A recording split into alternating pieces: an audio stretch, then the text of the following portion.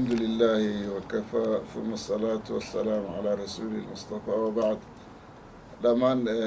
ilaahay baa mahad iskale meeshaan uu kulmiyey mahad alla kadib halkaan waxaan isugu nimid inaan u gurmano walaalaheen ay dhibaatadu soo gaartay fatahaada webiga Shabeelle magaalada Afgooye dhamaan waxaan ka codsanaynaa ummadda Soomaaliyeed khayrka badan ee ku nool Norway deeqsiga ah ee gacanta furan Ilaahay subxaanahu wa tacaala ha barakeeyo ayaga iyo maalkoodaba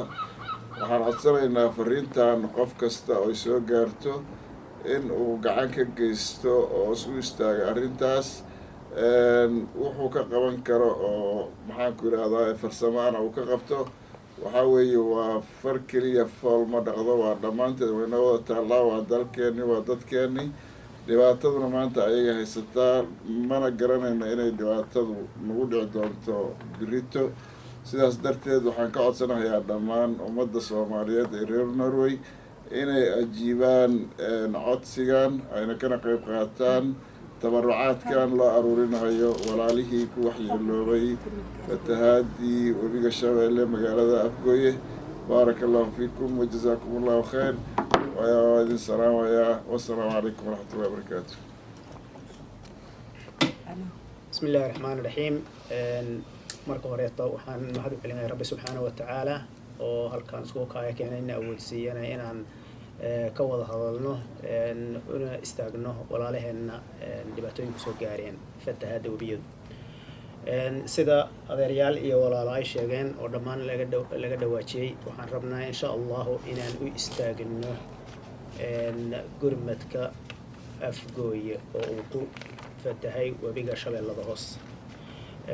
waxaan ummadda Soomaaliyeed aan uga baranay gacan furan iyo isgarab istaag iyo deeqsinimo iyo wanaag ay ku taageeraan dadkeena runtii aan isku xil saarnay laakiin ayagu ay tahay gacantooda waxa ay maaragtay mar walba wax laga sugayo waxaan mar kale aan sii xoojinayaa in walaalahaas loo garab istaago sidii gurmadyadii horeba aan kaga baranay loo garab istaagi jiray akoonnadii iyo bibiska iyo dhammaan macluumaadka wax lagu bixiyo shaashada ayay kaga muuqanayaan waa hay'adda xanaanaha koonkeedii oo aan gurmadyadii hore ku ururinay sidaas awgeed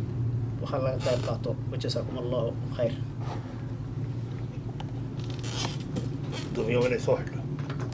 bismillah alxamdulilah ilaahay baa mahad iskale waxaan u mahad celinayaa dhammaan gobolka Shabeellada hoose dhalinyarada iyo waxgaradka gabdhaha ka soo jeeda ee u soo istaagay oo xiriirka nala soo sameeyay in loo gudmado magaalada Afgooye xaaladda ay ku sugan tahay qof uu ka qarsoon yahay maanta male oo Soomaaliyeed waa gurmadkeygii tobnaad markii wax dhacaan meeshii anagu aan awoodno warowna Soomaaliya meelo badan baa wax ka dhaceen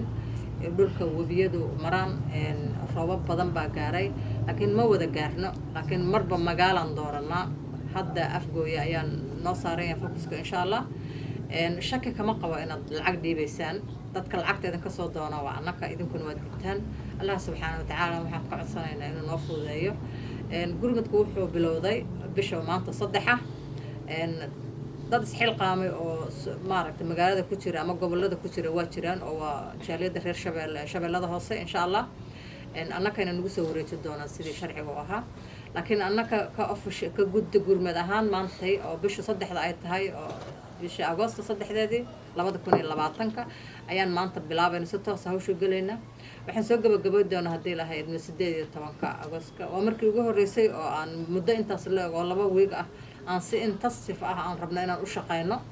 waanan isleeyahay insha Allah sida aan ku aqaano dadka Soomaaliyeed iyo guddiga gurmadka inay ka mar dhalin doonaan waxaan idin ka codsanaynaa si walaaltinimo Soomaalinimo bini'aadanimo in maaragtay qof walba uu sadaqada la baxo sadaqada in qofku la baxo oo laga soo doono waxaan u maleynayaa inay tahay asxaan weyn qofkii sadaqa ka soo doona waxaan u maleynayaa inuu wax asxaan weyn ku sameeyay qofka loo geynayaan asxaan weyn loo sameeyay marka waa isu baahanahay